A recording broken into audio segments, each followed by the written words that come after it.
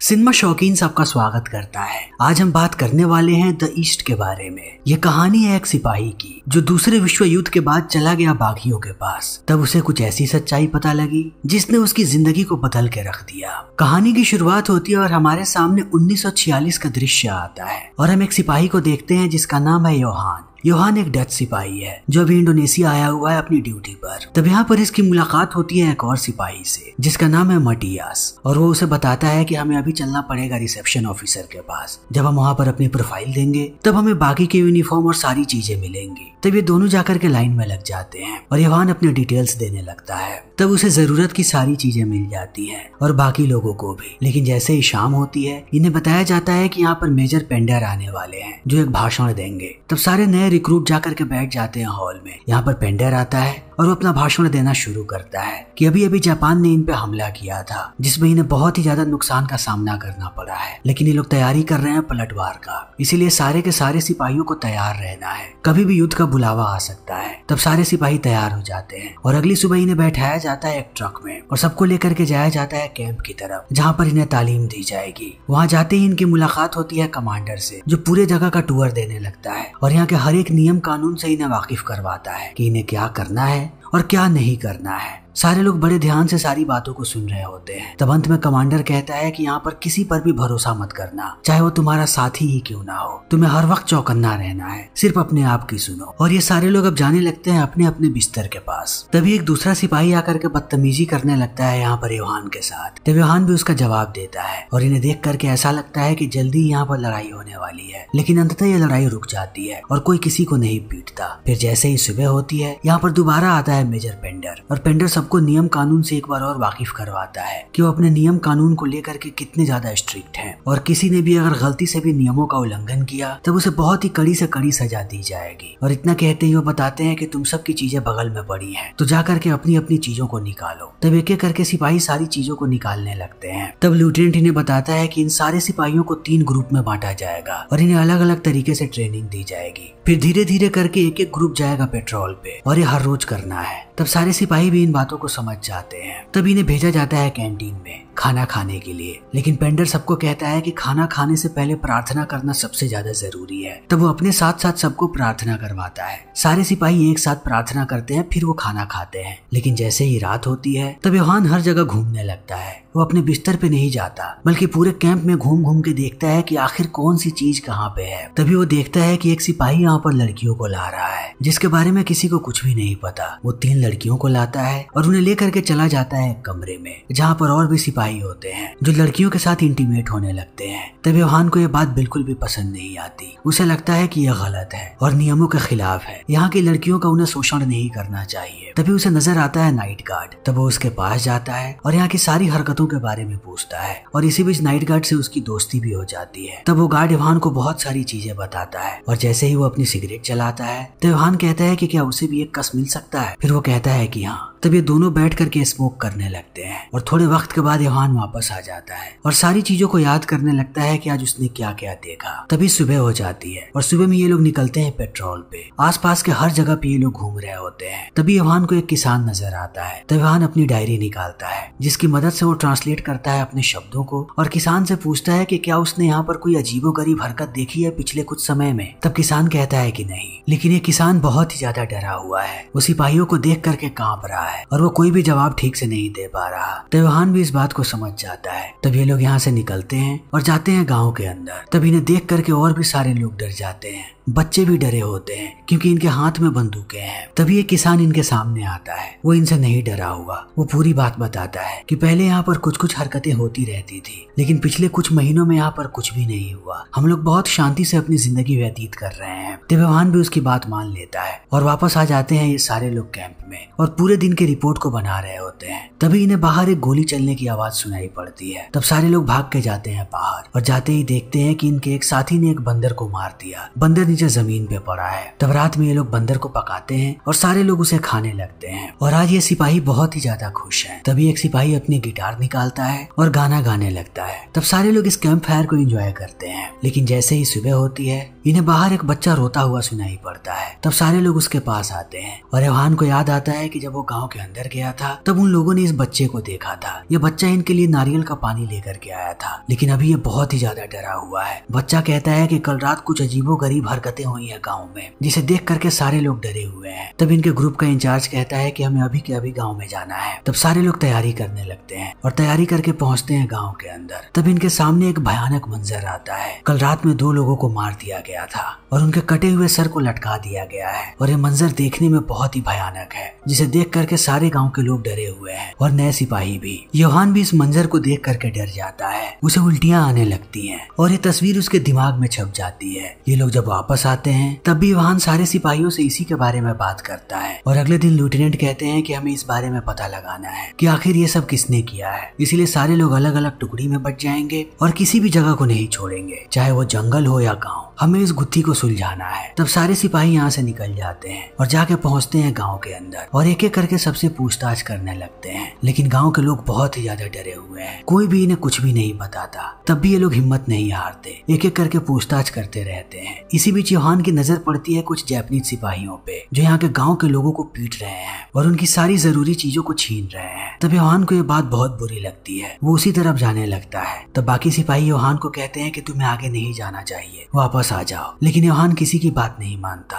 वो आगे तक चला जाता है। तब जापानीज सिपाही इसे देख करके चौकन्ना हो जाते हैं, लेकिन वो योहान को कुछ करते उससे पहले आता है यहाँ पर कैप्टन टर्क। और टर्क जब जापानीज को देखता है वो भी गुस्सा हो जाता है और अपनी बंदूक तान देता है जापानीज सिपाहियों के लीडर पे और चिल्ला के कहता है कि जितनी भी चीजें तुमने इन लोगों से छीना है अभी के अभी वापस करो, वरना मैं बंदूक की सारी गोलियां तुम्हारे भेजे में उतार दूंगा। तब इन बातों को सुनते ही योहान भी बंदूक तान देता है और योहान के बाकी सिपाही भी जापानीज पे बंदूकें तान देते हैं। और इन सब को देखने के बाद अब जापानीज डरे हुए हैं, वो सारी चीजों को वापस करने लगते हैं और योहान बहुत खुश होता है कि आज उसने कुछ अच्छा काम किया है। इसीलिए वापस आते समय वो सबसे पूछता है कैप्टन टर्क के बारे में कि वो टर्क से कहाँ जाकर के मिल सकता है और उसे लोकेशन पता भी लग जाती है टर्क की। तब वो पहुंचता है लोकेशन पे, लेकिन टर्क उसे कहीं भी नजर नहीं आता। वो हर एक जगह जाकर के उसे ढूंढता है क्योंकि टर्क से वो बहुत ही ज्यादा प्रभावित हुआ है, लेकिन उसके लाख कोशिश करने के बाद भी उसे टर्क कहीं भी नजर नहीं आता। तब वो वापस आता है अपने साथियों के पास और ये लोग रात बिताते हैं इसी गाँव में और धीरे धीरे गाँव वालों के करीब आने लगते हैं। इन्हें बहुत मजा आता है, लेकिन जैसे जैसे ये रात आगे बढ़ती है तब ये सारे सिपाही जाते हैं वैश्यालय की तरफ और वैश्याओं के साथ रात बिताने लगते हैं। तब योहान की नजर पड़ती है गीता पे जो एक वैश्या है। फिर वो उसे रात बिताने के लिए चुनता है और गीता का साथ योहान को बहुत पसंद आता है। गीता देखने में बहुत खूबसूरत है और गीता भी योहान को पसंद करने लगती है क्योंकि योहान बाकी लोगों से अलग है। लेकिन सुबह होते ही इन्हें रिपोर्ट करना पड़ता है अपने कैप्टन के पास। तब कैप्टन सारे सिपाहियों से पूछने लगता है कि आखिर उन लोगों ने क्या देखा।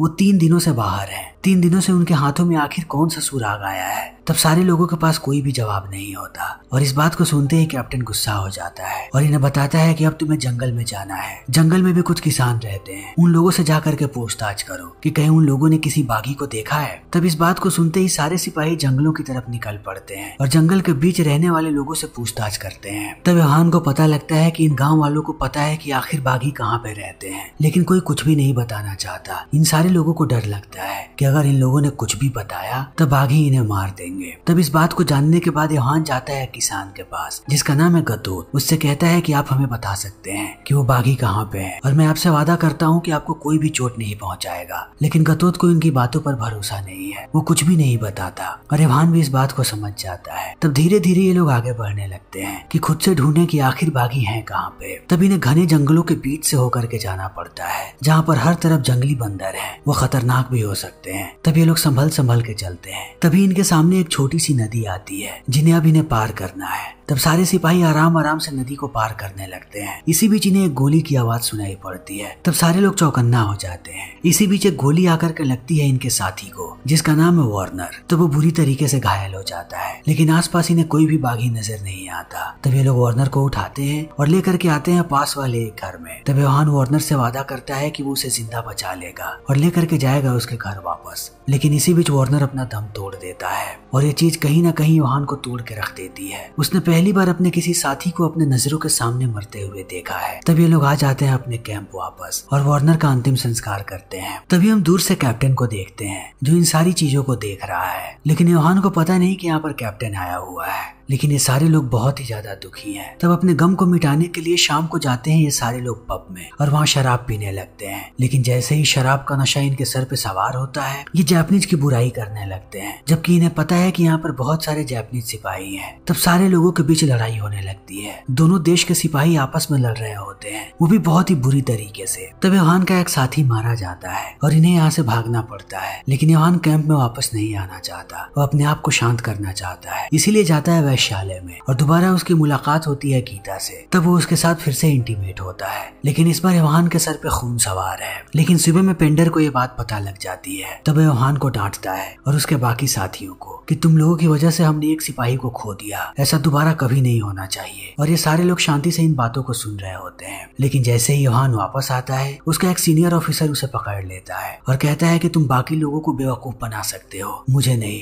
मुझे पता है कि तुम्हारे रगों में एक गद्दार का खून बह रहा है। मुझे तुम्हारे बाप के बारे में भी पता है, उसने नाजियों के साथ मिल करके लड़ाई की थी। तब योहान इन बातों को सुन करके गुस्सा हो जाता है, लेकिन इस सिपाही का वो कुछ भी नहीं बिगाड़ पाता और ऐसे ही अपने काम में लगा रहता है। तभी सुबह सुबह सारे लोग चिल्लाने लगते हैं। जैसे ही योहान नीचे जाकर के देखता है, उसे पता लगता है कि उन लोगों ने उस बागी को पकड़ लिया है जिसने वार्नर को मारा था और ये सारे लोग उसे टॉर्चर करने वाले हैं और टॉर्चर करने की जिम्मेदारी दी गई है कैप्टन को। तब कैप्टन उस बागी को टॉर्चर करने लगता है और अपने साथी के रूप में वो चुनता है योहान को। योहान कैप्टन की सारी चीजों को देखता है कि आखिर बागियों से वो कैसे जानकारी निकलवा रहा है, लेकिन ये बागी कुछ भी नहीं बताता। वो बस इतना कहता है कि मैंने उस सिपाही को इसलिए मारा ताकि इंडोनेशिया आजाद हो सके। मैं इंडोनेशिया की आजादी के लिए कुछ भी कर सकता हूँ। तब योहान भी यहाँ से निकल जाता है और जाकर के गार्ड की ड्यूटी करने लगता है। इसी बीच इनके दरवाजे पे आता है एक किसान जो अंदर आना चाहता है क्योंकि उसके पास जानकारी है बागियों के बारे में। उसका कहना है कि वो जानता है बागी कहाँ पे है। तब योहान उसे अंदर लेकर के आता है और ये लोग जाते हैं पेंडर के केबिन में। तब वो किसान बताने लगता है नक्शे पे कि वो सारे बागी कहाँ पे हैं। तो पेंडर को शक होता है और वो कहता है कि अचानक ये सारी जानकारियां तुम हमें क्यों दे रहे हो। तब किसान कहता है कि मेरे घर के अंदर बागी घुस आए हैं और मेरी 2 बेटियों को बंधक बना लिया है, वो रोज उनका बलात्कार कर रहे हैं। मैं चाहता हूँ कि आप लोग मेरी बेटियों को बचाओ। तब पेंडर मना कर देता है कि ये काम बहुत ही खतरनाक हो सकता है, हम तुम्हारी मदद नहीं कर सकते। तब योहान बार बार पेंडर को कहता है कि हमें इसकी मदद करनी चाहिए, लेकिन पेंडर मना कर देता है। तब योहान पहुंचता है कैप्टन के पास और उन्हें पूरी बात बताता है। तब कैप्टन कहता है कि हम उस किसान की मदद जरूर करेंगे, लेकिन बिना किसी को बताए हुए। क्या तुम इस काम में मेरी मदद करोगे? तब योहान कहता है कि हाँ। और रात होते ही ये लोग कैंप से भाग जाते हैं। तब कैप्टन जाकर के मिलता है एक लोकल से जिसका नाम है सैमुअल। सैमुअल इनकी मदद करेगा, उसे पता है कि उस किसान का घर कहाँ पे है। तब धीरे धीरे ये तीनों लोग आगे बढ़ने लगते हैं और जैसे ही घर के पास पहुंचते हैं, सैमुअल बाकी बाहर के गार्ड्स को मारने लगता है जो पहरा दे रहे हैं और उन्हें मारते ही ये लोग जाते हैं घर के अंदर। तब इन्हें किसान की बेटियां नजर आ जाती हैं और उनके आसपास कुछ बागी भी हैं और बागियों को देखते ही ये लोग एक एक करके सबका खात्मा कर देते हैं। और आज योहान को बहुत ही अच्छा महसूस हो रहा है क्योंकि उसने गांव वालों की मदद की है। तब से वो कैप्टन के साथ ही रहने लगता है और दिन भर ये लोग जंगलों में घूमते हैं मारने के लिए बागियों को। कैप्टन बहुत खुश है योहान से।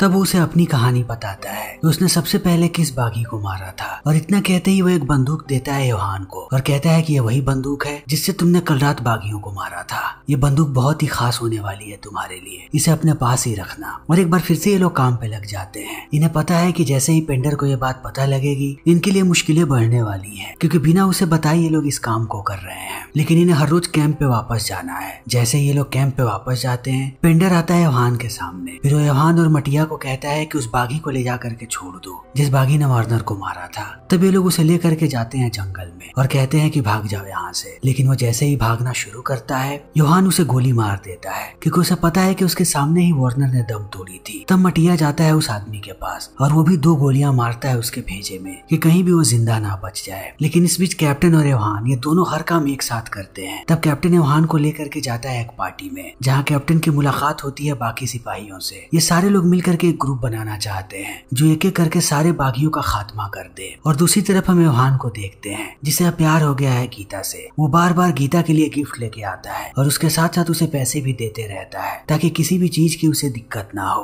और दूसरी तरफ कैप्टन सारे लोगों को बताता है कि वो अपनी टीम बना रहा है। तो योहान के अलावा वो कौन लोग हैं जो उसकी मदद कर सकते हैं। तो बाकी भी सिपाही आते हैं उसकी मदद के लिए और कैप्टन सबको ट्रेनिंग देने लगता है कि वो और खतरनाक कैसे बन सकते हैं। लेकिन इस बीच योहान बार बार जाता है वेश्यालय में। वो गीता के साथ समय बिताता है और जितनी भी परेशान वेश्याएं हैं वो उन्हें यहाँ से भगाने में भी मदद करता है और धीरे धीरे गीता के बहुत करीब आ जाता है। तभी एक दिन उसे बुलाता है कैप्टन और कहता है कि मैं तुम्हारा प्रमोशन कर रहा हूँ, अब से तुम कॉर्पोरल हो, तुमने बहुत ही अच्छा काम किया है। तब इस बात को सुनने के बाद योहान बहुत खुश होता है और वो खुशखबरी देने के लिए जाता है गीता के घर। लेकिन जैसे ही वो घर के अंदर दाखिल होता है उसे यहाँ पर कुछ गड़बड़ लगती है। तब वो देखता है कि बिस्तर के नीचे एक आदमी छुपा हुआ है। वो उसे जैसे ही बाहर निकालता है योहान को पता लगता है कि आदमी गीता का मंगेतर है और गीता अब तक धोखा दे रही थी योहान को ताकि वो ज्यादा से ज्यादा पैसे इकट्ठा करे और अपने मंगेतर के साथ भाग जाए। तब इस बात को जानने के बाद योहान आग बबूला हो जाता है। उसका मन होता है कि वो इन दोनों को मार दे, लेकिन फिर भी वो इन्हें जिंदा छोड़ता है और भाग के आने लगता है कैंप की तरफ। तब उसे पता लगता है कि आज ये लोग सबसे बड़ा मिशन पूरा करने वाले हैं। इन्हें बागियों के एक समूह के बारे में पता लगा है जहाँ पर ये सारे लोग जाएंगे और सबको मार गिराएंगे। तब योहान भी इनके साथ ही निकल पड़ता है सारी चीजों को भूल करके। ये लोग जाते हैं एक आइलैंड पे, लेकिन जैसे ही योहान सारे लोगों को देखता है उसे एहसास होता है कि ये सारे मासूम लोग हैं, यहाँ पर कोई भी बागी नहीं है। लेकिन कैप्टन के बाकी सारे लोग लोगों को खींच खींच के बाहर लाते हैं, उन्हें बड़े ही बेरहमी से पीटते हैं। तब कैप्टन बैठ जाता है, वो अपनी डायरी बाहर निकालता है और एक एक करके आदमियों का नाम लेता है और जैसे ही वो आदमी सामने आता है वो उसे गोली मार देता है। धीरे धीरे करके वो यहाँ पर बहुत सारी लाशें बिछा देता है और योहान को कहता है कि यहाँ पर पास में गड्ढा खोदो और सारे के सारे लाशों को गड्ढे में डाल दो। लेकिन ये बात योहान को अच्छी नहीं लगती। उसे लगता है कि वो लोग मासूमों को मार रहे हैं और ऐसे ही वो लोग एक एक करके लोगों को मारते जाते हैं। लेकिन धीरे धीरे अब योहान की परेशानियां बढ़ने लगती हैं। वो इस चीज को देख नहीं पाता और बाकी सिपाहियों को भी इस चीज से दिक्कत होती है, लेकिन कोई भी कैप्टन के खिलाफ नहीं जाना चाहता। तभी एक दिन कैप्टन योहान को कहता है कि वो एक गाँव वाले को मारे। तब योहान अपना आपा खो देता है और वो कैप्टन के खिलाफ जाके कहता है कि तुम गलत कर रहे हो, ये सारे मासूम लोग हैं, न मैं इन्हें मारूंगा न तुम्हें मारने दूंगा। तब कैप्टन गुस्सा हो जाता है और ये लोग योहान को गद्दार घोषित कर देते हैं। तब उसके हाथों में हथकड़ी लगा दी जाती है और बांध दिया जाता है एक पेड़ से और दूसरी तरफ वो लोग एक एक करके गांव वालों को मार रहे हैं। तब उन्हें मारने के बाद कैप्टन आता है योहान के पास और कहता है कि तुम्हारे पास बहुत ही कम समय बचा है, मैं तुम्हारा हाथ खोल रहा हूँ, तुम अगर यहाँ से भाग सकते हो तो भागो। तुम्हारे भागने के बाद मैं अपने सिपाहियों को तुम्हारे पीछे छोड़ूंगा और खुद भी आऊंगा। अगर तुम मुझे कहीं भी नजर आ गए तब मैं तुम्हें वहीं पे खत्म कर दूंगा। और इतने कहते ही ये लोग योहान के हाथों को खोल देते हैं। तब योहान भागने लगता है और देखते ही देखते रात हो जाती है। योहान को पता है कि सारे सिपाही उसे मारना चाहते हैं। तब वो अपनी जान बचाने के लिए एक एक करके सारे सिपाहियों को मारने लगता है। उसे कैसे भी जहाज तक पहुंचना है ताकि इस आइलैंड से वो बाहर निकल जाए और वो पहुंच भी जाता है समंदर के किनारे। तभी वो अपने सामने पाता है कैप्टन को जिसने उस पर बंदूक तान रखी है। तब योहान भी उस पर बंदूक तान देता है और थोड़े समय के बाद यहाँ से जाने लगता है। तब कैप्टन उस पर गोलियां चलाता है और उसे लगता है कि योहान मर गया, लेकिन योहान बस घायल हुआ है। वो कैसे भी वहाँ से भागता है और आ जाता है वापस अपने शहर, लेकिन अब वो सो नहीं पाता। उसे युद्ध की सारी मेमोरीज परेशान करती हैं। योहान इसी में खोया रहता है और धीरे धीरे ऐसे ही वक्त बीतने लगता है। युद्ध भी समाप्त हो जाता है, सारे के सारे सिपाही वापस आ जाते हैं, लेकिन योहान हर जगह अभी भी कैप्टन को ढूंढ रहा है। तब कई सालों के बाद उसे कैप्टन नजर आता है। कैप्टन अब एक ओपेरा परफॉर्मर हो गया है। तब योहान उसका पीछा करता है और शो खत्म होने के बाद जाता है ग्रीन रूम में और सीधा कैप्टन के भेजे में गोली मारता है। और जैसे ही कैप्टन की मौत होती है तब योहान अपने आप को भी मार लेता है, क्योंकि वो जानता है कि उसकी जिंदगी अब आसान नहीं होने वाली। युद्ध की सारी मेमोरीज उसे परेशान करेंगी और अब कैप्टन की मेमोरीज भी। इसीलिए वो अपनी जान लेकर के संघर्ष को यहीं पे खत्म कर देता है और ये फिल्म भी यहीं पे खत्म हो जाती है। तो दोस्तों, हमारी आज की ये वीडियो यहीं पे खत्म होती है। अगर आपको हमारी ये वीडियो पसंद आई हो तो इसे लाइक करें, शेयर करें और चैनल को सब्सक्राइब करें। Thank you.